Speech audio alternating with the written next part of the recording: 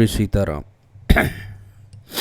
भक्ति तथा ज्ञान के प्रकाशक आचार्य भाग 5। भक्तों, आज हम श्री सौभरी ऋषि जी का चरित्र श्रवण करेंगे। ये दया की मूर्ति भगवान सौभरी ऋषि ऋग्वेद के ऋषि हैं। इनके जो चरित्र हैं वो वेद पुराण और उपनिषदों में सर्वत्र मिलते हैं। एक सौभरी संहिता नाम का एक ग्रंथ है जो कि उपलब्ध है, और जैसे अगस्त संहिता ऐसे ही एक सौभरी संहिता नाम का ग्रंथ भी एक उपलब्ध है। तो ये वृंदावन के निकट कालिंदी यानी यमुना जी के तट पर रमणक नाम के एक द्वीप में रहते थे, जिसको आजकल हम मथुरा के पास सुनरक इस नाम से प्रसिद्ध है। सुनरक। तो ये यमुना जी के जल में डूबकर हजारों वर्ष तक तपस्या करते रहे। तो एक बार मछुआरों ने यानी मल्लाहों ने मछली पकड़ने के लिए जाल डाल दिया, और उन्होंने जब उस जाल को ऊपर खींचा तो मालूम हुआ कि कोई भारी मछली उसमें फंस गई है, और ऊपर खींचने पर उनको मालूम चला ये तो महर्षि सौभरी है। तो मल्लाह बहुत ही घबरा गए, और ऋषि ने कहा कि भाई अब तो हम तुम्हारे जाल में फंस गए हैं, और तुम जो काम करते हो कि भाई मछली पकड़ते हो और उनको बेच देते हो, तो हमें भी पकड़ के बेच दो। अब मल्लाहों में तो कोई ऐसी हिम्मत नहीं थी। तो ऋषि ने कहा भाई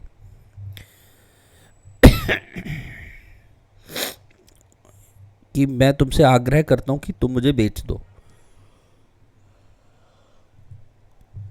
अब वहाँ के राजा आए। ऋषि का कोई मोल लगा नहीं सकता है क्योंकि वो तो अमूल्य है। तो उनके मूल्य से किस वस्तु को आंका जा सकता है। तो अंत में ऋषि के सुझाने पर एक निश्चय ये हुआ कि गऊ के रोम रोम में अनंत देवताओं का निवास है।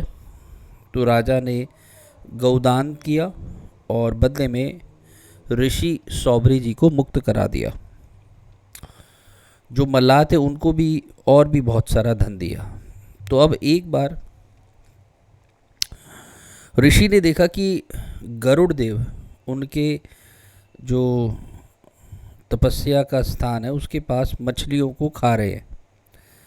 एक बड़ा मत्स्य था उसमें जिसको वो खाना चाहते थे। तो ऋषि ने मना किया, लेकिन गरुड़ इतने भूखे थे कि उन्होंने ऋषि की बात पर कोई ध्यान नहीं दिया। तो मत्स्य के जो बालक थे वो तड़पने लगे। महर्षि सौभरी को बहुत करुणा आई। उन्होंने गरुड़ को लक्ष्य करके शाप दिया कि आज से यदि गरुड़ तू यहाँ आकर किसी भी जीव को खाएगा तो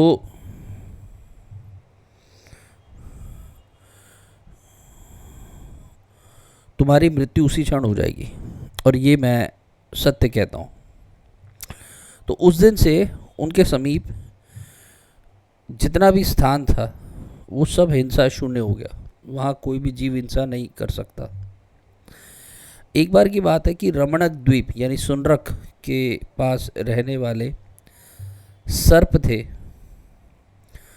अब गरुड़ उनको खाया करता था। तो सर्पों ने देखा कि ये गरुड़ जो है हमारे परिवार को बड़ी निर्दयता से संहार कर देता है, तो हम क्यों ना एक निष्कर्ष निकालें कि एक एक करके हम स्वयं ही गरुड़ के पास जाएं और अपनी उनको बलि दिया करें।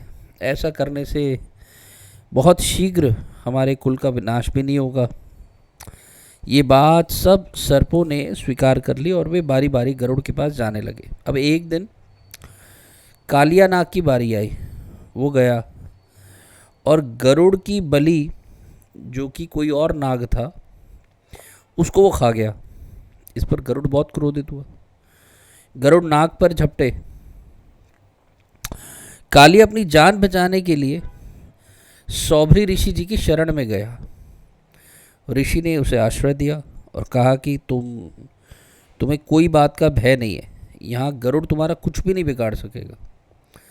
उस दिन से कालिया सौभरी जी के आश्रम के समीप ही रहने लगा। इसीलिए सौभरी ऋषि के जो तपस्थली का स्थान था उसका नाम अहिवास था। उसके पास रहने वाले भगवान सौबरी ऋषि के जो वंशज थे वो अहिवासी कहलाए। एक अलग कथा जिसमें कि सौबरी ऋषि के विवाह का प्रसंग आता है कि ऋषि हमेशा ही जल के भीतर समाधि लगाकर तपस्या करते थे। एक बार जल के भीतर ही भीतर उनकी समाधि भंग हो गई। अब वहाँ उन्होंने देखा कि एक मत्स्य अपनी स्त्री के साथ बड़े सुख से विहार कर रहा है। आँखों को जरा से कुसंग ने अपना निवाला बना लिया। उसी समय ऋषि के मन में एक संकल्प उठा, देखो यार, ये तो जलचर जंतु होकर कैसे सुख भोग कर रहे हैं, हम तो मनुष्य शरीर पाकर भी इस सुख से वंचित है। ये विचार आते ही ऋषि सब कुछ, समाधि प्राणायाम सब कुछ भूल गए, जल से बाहर निकले और उन दिनों अयोध्या के राजा मानधाता का बहुत नाम था। सीधा ही अयोध्या गए। उनके पास पहुंचकर महाराज ने ऋषि का बड़ा सत्कार किया, विधिवत पूजा की, गोदान किया और अनंतर उनके पधारने का कारण पूछा। महर्षि ने कहा, राजन, मैं गृहस्थ सुख का उपभोग करना चाहता हूँ, तो तुम्हारी 50 कन्याएं, इनमें से एक मुझे दे दो। महाराज सुनकर बड़े सन्न रह गए। महाराज ने सोचा, भला हजारों वर्ष इस बूढ़े ऋषि को अब अपनी इस ढलती उम्र में ये क्या सूझ रहा है, मैं इन्हें क्या कैसे दूं। लेकिन मना भी नहीं कर सकता, उनकी हिम्मत भी नहीं हुई मना करने की।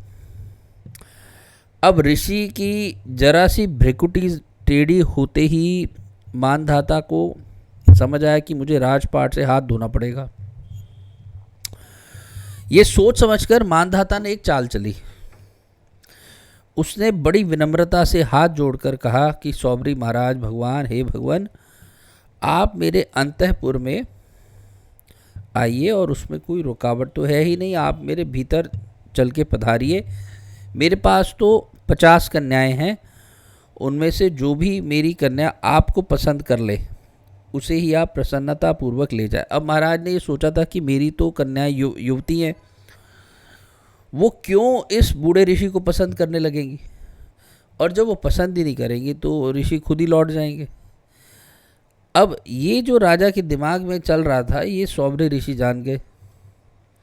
सौबरी ऋषि ने सोचा कि राजा तो सोच रहा है कि सांप भी मर जाएगा, लाठी भी नहीं टूटेगी, मना भी नहीं करना पड़ेगा, ऋषि भी नाराज़ नहीं होंगे। जब सौबरी ऋषि इस सोच को, मानधाता की सोच को जान गए तो सौबरी तो सर्वज्ञ थे ही, तो उनसे कोई क्या छुपा सकता है। अब उन्होंने तपोबल पे, जब वो एक सृष्टि की रचना कर सकते थे, उन्होंने झट से अपना रूप जो है परम सुंदर युवावस्था वाला बना लिया। रणवास में जाते ही 50 की 50 कन्याएं उन पर मुग्ध हो गई। राजा को अब क्या आपत्ति थी, वो तो कह ही चुका था, जो पसंद कर ले उसको आप ले जाओ। 50 कन्याएं ऋषि के अर्पण कर दी। उन सबको लेकर महर्षि अपने आश्रम पर आए और विश्वकर्मा को उन्होंने आज्ञा दी कि बहुत जल्दी 50 महल बना दो। बात ही बात पे समस्त स्वर्गीय सुखों से युक्त 50 महल भी बन गए। उनमें सब प्रकार के सुख भोग की सामग्रियां थी। योग बल से 50 रूप बनाकर ऋषि उनके साथ गृहस्थ सुख का उपभोग करने लगे। हर एक के 10-10 पुत्र हुए। उन पुत्रों के भी पुत्र हो गए। बड़ा परिवार होने से भांति भांति के झंझट, भांति भांति की नित्य नई उपाधियां होने लगी। अब ऋषि को होश हुआ, ये मैंने क्या कर दिया। जरा सी देर, थोड़ी देर मैंने विषयी मत्स्य का संसर्ग किया और मैं भी विषयी बन गया। विषयी जनों के क्षण भर के संग का ऐसा दुष्परिणाम होता है। ये सोचते ही वे चिल्ला कर कहने लगे, अहो इमं पश्यत में विनाशम तपस्विनः सच्चरित व्रतस्य अंतर्जले वारिचर प्रसंगात प्रच्यावितम ब्रह्मचिरम धृतम यत्। अरे मेरा ये पतन तो देखो, मैं व्रत में तत्पर सचरित्र तपस्वी था। जल के भीतर मत्स्य के प्रसंग को ऐसा देखा कि मैं इतने दिन प्राप्त किए हुए अपने ब्रह्म तेज को विषय भोगों के पीछे खो बैठा। मुमुक्षु पुरुष को मैथुन में लगे हुए प्राणियों का संग कभी नहीं करना चाहिए। संगम त्यजेत मिथुन व्रतिना मुमुक्षु सर्वात्मना न विसृजेद बहिरिंद्रियाणि। यदि सब प्रकार से ना छोड़ सके तो बाहर की इंद्रियों से ही छोड़ दे। बिल्कुल एकांत में रहकर अनंत प्रभु में चित्त लगाकर उनके प्यारे भक्तों का सत्संग करना चाहिए। निसंग होना ही यतियों के लिए मुक्ति का मार्ग है। एकश्चरन् रहसि चित्त मनंत ईशे युंजीत तद व्रतिषु साधुषु चेत प्रसंगः। निसंगता मुक्तिपदम यतीनां संगादशेषाः प्रभवन्ति दोषाः। आरूढ़ योगो अपि निपात्यते अधः संगेन योगी किमुताल्प सिद्धे। संग से सारे दोष उत्पन्न होते हैं। दुसंग से योग में आरूढ़ हुए योगी तक गिर जाते। अब फिर अल्प सिद्धि वाले जीवों की तो बात ही क्या है। ऐसे सोचकर वे वानप्रस्थ धर्म का पालन करते हुए ब्रह्म में लीन हो गए। सौभरी मुनि के जीवन में भूत दया विशेष रूप से देखी जाती है। वे प्राणियों को दुखी नहीं देख सकते थे और प्राणी मात्र के प्रति दया का भाव रखना यही सच्ची साधुता है। ये बात तो सही है।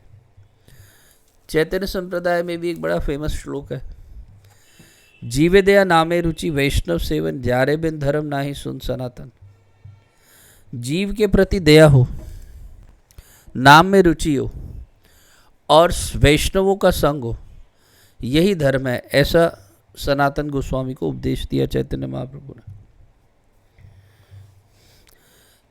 भक्तों, सौभरी ऋषि अंत में ब्रह्मलीन हो गए। पहले वे बहुत महातेजस्वी थे। स्वयं गरुड़ जो कि भगवान का वाहन है, उस तक को वो श्राप दे देते थे। जिस स्थान पर रहते थे अपनी चलाते थे कि मैं यदि चाहूँगा यहाँ हिंसा नहीं होगी तो हिंसा नहीं होती थी। इंसान तो छोड़ो, पशु पक्षी भी डर के मारे हिंसा नहीं करते थे। तो क्या ऐसा इतना महान ऋषि क्या भोगों में फंसेंगे? लेकिन वो फंसे। कई ऋषि जानबूझ के अपने आगे चल के संसार को एक उपदेश देने के लिए वो एक लीला करते कि देखो कुसंग का दोष क्या क्या परिणाम है। और ये सिर्फ आप सोचेंगे कि क्या ये वाकई में लीला होती है या क्या वो वाकई में फंस जाते हैं। आप साधारणतया देखोगे आम साधारण सा जीव फंस जाएगा, लेकिन वो ऋषि लोग कभी नहीं फंसेंगे। जब वो एक नई सृष्टि कर सकते हैं, जब वो गरुड़ के ऊपर शासन कर सकते हैं, जब वो भूतों के जीवों के हृदय पर शासन कर सकते हैं, जब वो विश्वकर्मा को एक आवाज़ में बुला सकते हैं, तो फिर क्या वो वाकई में माया के चक्कर में फंसेंगे? बिल्कुल नहीं। वो 50 रूप बना लेते हैं, क्या वो माया में फंसेंगे? बिल्कुल नहीं। बूढ़े से जवान बन जाते हैं, क्या वो माया में फंसेंगे? बिल्कुल नहीं। पहले भी तो बन सकते थे। तो ये हम जैसे जनसाधारण को उपदेश देने के लिए कि भैया कुसंग मत करो। और देखो कुसंग शुरू कैसे होता है, देखने से। आजकल कुसंग कैसे फैल रहा है, वो भी देखने से फैल रहा है। तरह तरह की सामग्री उपलब्ध है देखने के लिए। देखते रहो, मन बहलाते रहो, मनो का रंजन करते रहो, आगे बढ़ते रहो और बहुत जल्दी नरक मिल जाएगा। बड़ी जल्दी बेड़ा गर्क हो रहा है। जितनी दुर्गति स्मार्टफोन्स, इंटरनेट ने, आईपैड्स हमारे, इन सब के दुरुपयोग ने कर दी है, उतनी दुर्गति किसी और चीज़ ने नहीं की। लोग, आप साधारणतया ही कोई किसी की पिटाई हो रही होती है और लोग उसको लाइक कर रहे होते हैं, कोई मर रहा होता है उसको लाइक कर रहे होते हैं, किसी की बेइज्जती हो रही होती है उसको लाइक कर रहे होते हैं, उल्टे सीधे आचरण चल रहे हैं, लोग उसको लाइक किए जा रहे हैं। किसी चीज़ को लाइक करना उसके उसके उसके सामने वाले को क्या लाभ दे रहा है उससे मतलब नहीं है, लेकिन लाइक करने से एक साधारणतः पता चलता है कि हमारी मानसिक वृत्ति कैसी है, हम कैसी कैसी चीज़ों को लाइक कर रहे हैं। इसलिए जहाँ तक बन सके, एक शब्द मैंने पंजाबी में सुना था, अख दा पर्दा या अख दी शर्म, अख दी हया, और कहते हैं कि ये चीज़ आजकल के लोगों में कम हो गई है। ये पहले होती थी, अब नहीं है। आँख का पर्दा, आँख की शर्म, आँखों में ही शर्म रखना, ये चीज़ें ख़त्म हो गई। तो वो कह रहे कि जब ऊंचे ऊंचे योगी गिर जाते हैं, साधारण जीवों की तो बात ही क्या है। इसलिए दास को तो यही समझ आता है कि जितना हो सके अपने इंटरनेट का, अपने स्मार्टफोन का, यूट्यूब, इंस्टाग्राम, फेसबुक वगैरह सोशल साइट्स का जहाँ तक सदुपयोग हो सके करो। दुरुपयोग करोगे तो अपने ही पैर पर कुल्हाड़ी मार लोगे।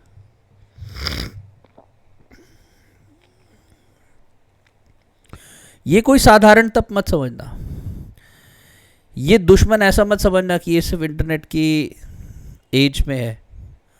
ये जन्म जन्मांतर से हमारे दुश्मन है।